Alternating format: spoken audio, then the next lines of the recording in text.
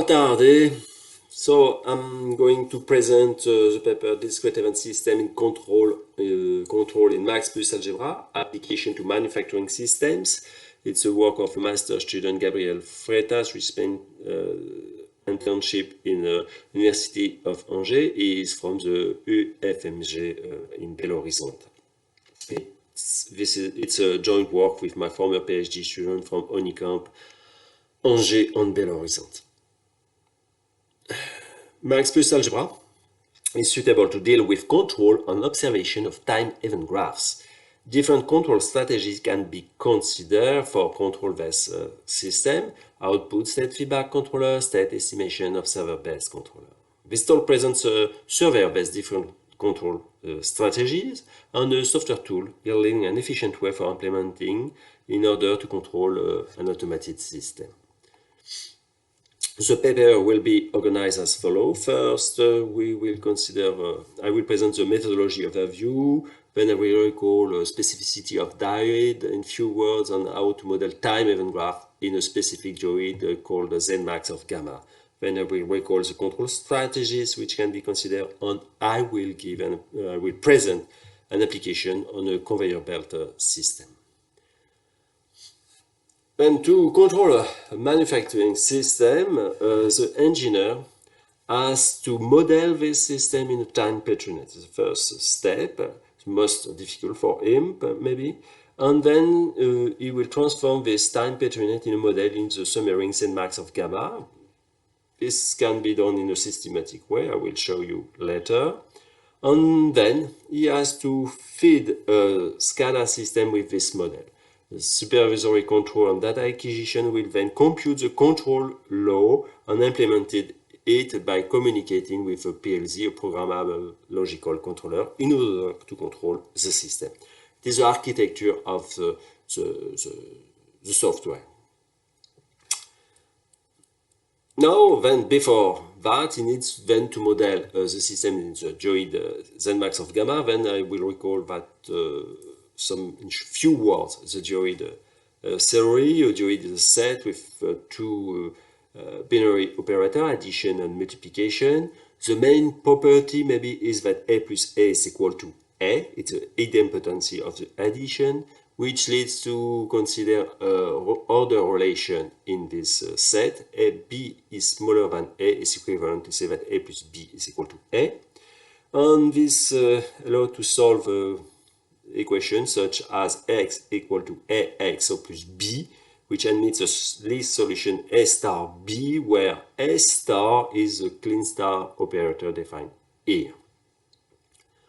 Well, the most popular maybe idempotent submarine or dioid is max plus algebra, where the addition is a max, the product is a plus.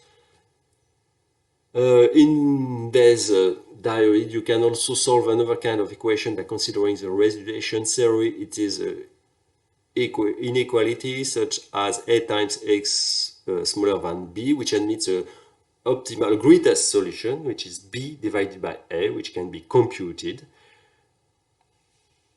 It is very important when you deal with control in order to invert the model. Actually.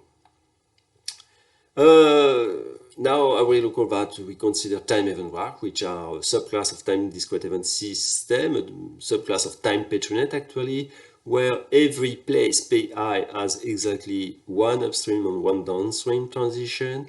We have holding time associated to place, and the weight of the arc is equal to 1. This time event graph model can be modeled in a specific submarine Zmax of gamma. To do that, you will label x the internal transition of the time event graph, and u the input transition, the controllable transition, and y the output transition.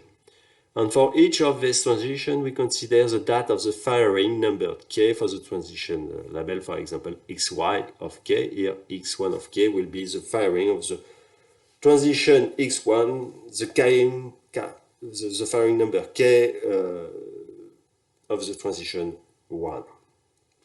In order to consider a trajectory, rather than date, we can consider the gamma transform, which transforms the collection of date as a trajectory x of gamma by considering this transform where gamma is an operator, a backward shift operator. It means that y gamma is equal to gamma x of gamma is equivalent to say that y of k is equal to xk minus 1. It's a kind of analogous to the Z transform in classical theory. Then we have to consider, approach only trajectories. In order to model the time event graph, the engineer has to consider the time event graph and to associate two three matrices A, B, C, where it represents the link between the transition. For example, x is equal to x1, x2. It's a state vector with the two internal trajectories. And gamma 2 represents here the link between x2 and x1 with the two tokens. The exponent in gamma is represents a token. And the 3 here represents the link between x1 and x3 is the holding time according to this place. So you can do that in a systematic way, and then in the scalar system we can compute the transfer relation of this system by solving the equation given before, recalled before. And for example, the transfer relation between the output trajectory and the input trajectory u is equal to 8 3 gamma 2 star, where the 8 represents the shortest path between the two transition, 4 plus 3 plus 1, the shortest path, and 3 gamma 2 represents the throughput of the system. You can here proceed 2 parts each 3 time units. Then we can consider the control of this system. Here I represent the system as a block diagram. The first problem is the optimal control introduced by the team of Cohen in 81.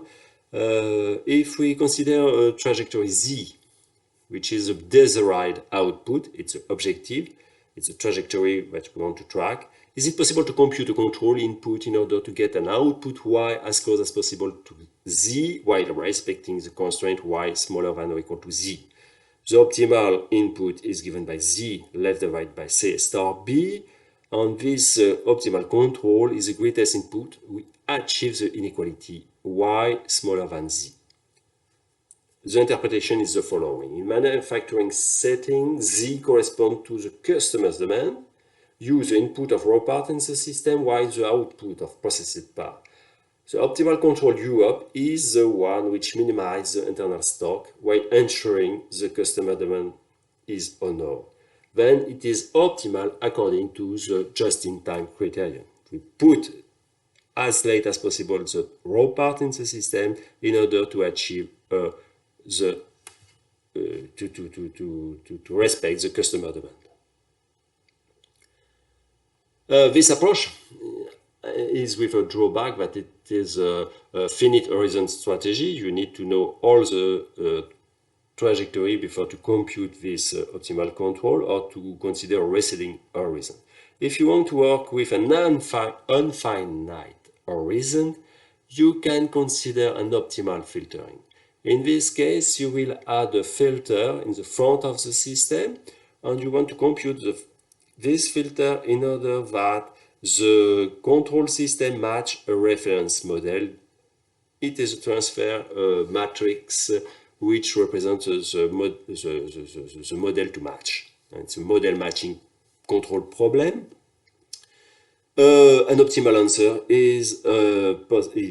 exists. It is given here, and in a manufacturing setting, this filter is the one which delays as much as possible the input in the system while ensuring that the output is smaller than the one which will be obtained by the model to match. Of course, when you have a disturbance, it's interesting to consider feedback control, and then specifically state feedback controller. Then we can add a matrix K in order to take into account the information about the state of the system. Then we can compute in the same objective to match a model. Also, it's still a model matching approach. we can compute p-opt and k-opt in order to control this system. When the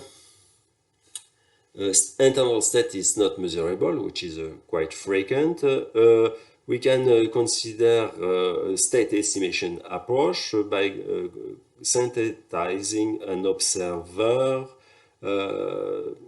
The approach is as follows. In order to compute the estimation, you consider a simulator of the system thanks to the model, and you take into account the measurement of the output that you filter through a kind of Limberger matrix in order to compute the better estimation, taking into account possible disturbance acting on the system. Then the objective of the computation which is solved is to compute this matrix L in order that the estimated state be smaller than the real state.